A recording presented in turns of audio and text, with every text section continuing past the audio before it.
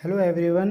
रीट और सीटेट और other exam के अंदर बुद्धि एक ऐसा टॉपिक है जो आपको बहुत ही ज़्यादा वेटेज रखता है और बहुत ही कम समय में इनके प्रश्नों को हल किया जा सकता है।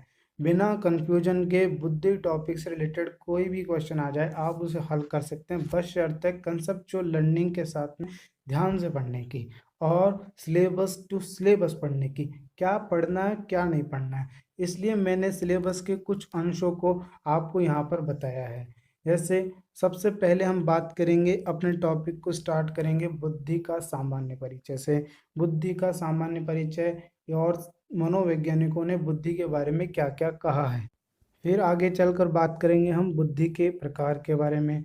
बुद्धि के प्रकार कितने प्रकार के होते हैं, तो आप कहेंगे बुद्धि के 3 प्रकार होते हैं। और किन किन मनोवैज्ञानिकों ने दिए, थॉर्नडाइक और गैरेट ने दिए। अधिक प्रचलित कौन सा है, तो हम बात करेंगे थॉर्नडाइक की, जिनका एग्जाम्स के अंदर क्वेश्चंस आता है। फिर अगली बात करेंगे प्रमुख सिद्धांतों के बारे में। ये प्रमुख सिद्धांत कौन कौन से हैं, अपन बात करेंगे सबसे पहले एक कारक एक खंड का सिद्धांत, जो कि अल्फ्रेड बी ने दिया। सहायक कौन थे, स्टर्न और टर्मन थे। फिर द्विकारक सिद्धांत किसने दिया, स्पीयरमैन ने दिया। कब दिया, 1904 में दिया। फिर बाद में इस सिद्धांत की आलोचना होने के कारण इसको संशोधित किया गया और संशोधित किसने किया, स्पीयरमैन ने किया। फिर क्या कहलाया उसका नाम, उसका त्रिकारक सिद्धांत कहलाया। इसमें क्या ऐड किया उन्होंने ऐड किया सामूहिक बुद्धि का सिद्धांत। फिर आगे चलकर हम बात करेंगे बहुकारक के सिद्धांत, थॉर्नडाइक ने दिए। और फिर आगे चलकर बात करेंगे समूह कारक का सिद्धांत, लुईस थर्स्टन ने दिया। फिर बाद में बात करेंगे प्रतिमान प्रतिदर्श का सिद्धांत, थॉमसन ने दिया। पदानुक्रमिक सिद्धांत, सिरिल बर्ट बर्नर इनने दिया। ऐसे हार्वर्ड गार्डनर का सिद्धांत है। और अपन आगे बात करेंगे गिलफोर्ड का सिद्धांत, बहुत ही इंपॉर्टेंट सिद्धांत है दोस्तों ये गिलफोर्ड का सिद्धांत। तो फिर बाद में लास्ट जो अपना इस बुद्धि इंटेलिजेंस का टॉपिक रहेगा वो रहेगा बुद्धि मापन।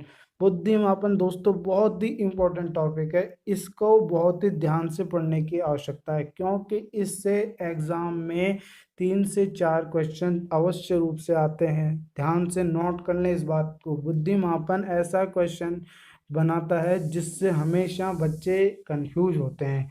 और बुद्धि से ये प्रमुख सिद्धांत प्रकार सामान्य परिचय से अधिकतर क्वेश्चन नहीं आ पाता, लेकिन बुद्धि मापन एक ऐसी चीज है दोस्तों जिसपे क्वेश्चन जरूर से जरूर आता है। सो अपने स्टडी को अपन बुद्धि का सामान्य परिचय से स्टार्ट करेंगे और देखेंगे बुद्धि के बारे में। अब बुद्धि का नाम किसने दिया, तो दिया किसने था, गाल्टन ने। कब दिया था, 1885 ईस्वी के अंदर। और अमूर्त संप्रत्यय क्या है इसका, मस्तिष्क है। अब दोस्तों बात आती है ये अमूर्त संप्रत्यय होता क्या है। अमूर्त संप्रत्यय का मीनिंग डेली यूज में तो हम नहीं सुनते, लेकिन ये अमूर्त संप्रत्यय चीज क्या है और जिसको मस्तिष्क माना गया है, तो हम समझेंगे सबसे पहले कि अमूर्त संप्रत्यय का मतलब क्या होता है। देखिए अमूर्त का मतलब होता है जिसका कोई मूर्त ना हो, यानी जिसकी बनावट ना संभव हो। और बनावट नहीं संभव है, इसका अर्थ क्या हो गया, इसका अर्थ सीधा सीधा यही हुआ कि ऐसी कोई चीज या फिर ऐसी कोई वस्तु या ऐसी कोई धारणा जिसे देखा या बनाया न जा सके, इसके लिए तो बना क्या है, अमूर्त संप्रत्यय।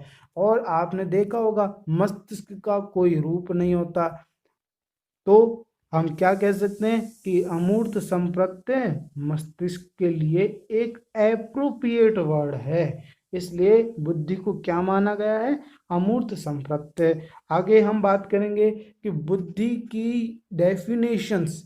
अब बुद्धि की डेफिनेशन जब देने लगे तो बहुत सी विसंगतियां पाई गई। कुछ मनोवैज्ञानिक कहते हैं कि बुद्धि तो सिर्फ और सिर्फ समायोजन की योग्यता है। अब समायोजन की योग्यता उन्होंने बता दी, लेकिन आगे चलकर वो कई ऐसे मनोवैज्ञानिक आए जो इस समायोजन की योग्यता को बुद्धि का नहीं मानते आधार। तो फिर क्या करें, तो उन्होंने अपने हिसाब से बताया नहीं, बुद्धि का तो सीखने की योग्यता है। और बुद्धि सीखने की योग्यता है, तो उन्होंने फिर बोला कि बुद्धि समायोजन और सीखने की योग्यता दोनों की योग्यता है। फिर कुछ मनोवैज्ञानिक आए कि ना, बुद्धि तो अमूर्त चिंतन की योग्यता है। तो हमें जरूरत है इन तीनों योग्यताओं पर आधारित प्रश्नों को हल करने की। हमें नहीं मतलब कि बुद्धि समायोजन की योग्यता है, सीखने की योग्यता है या अमूर्त चिंतन की योग्यता है। एग्जाम्स के अंदर क्वेश्चन आता है कि निम्न में से बताइए समायोजन की योग्यता बुद्धि को प्रदर्शित करती है। तो मनोवैज्ञानिक का नाम यदि पूछ लिया तो आपको इनमें से कोई एक मनोवैज्ञानिक उसमें से देखने को मिलेगा। या फिर क्वेश्चन बन सकता है कि वह मनोवैज्ञानिक का नाम बताइए जो बुद्धि को अमूर्त चिंतन की योग्यता मानते हैं। तो आपको इनमें से आंसर देना है।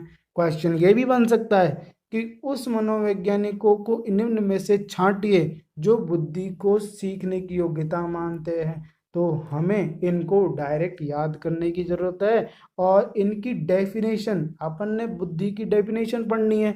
तो बुद्धि की डेफिनेशन पढ़ेंगे तो हमें जानना जरूरी है कि स्टर्न कौन सी योग्यता मानते हैं, बर्ट कौन सी मानते हैं, क्रूज कौन सी मानते हैं और कॉल्विन कौन सी मानते हैं, फ्रीमैन कौन सी मानते हैं। दोस्तों आप देख रहे होंगे कि जो फ्रीमैन है, जिसको मैंने लास्ट लास्ट में रखा है, ये तीनों प्रकार की योग्यताओं में आता है। क्यों?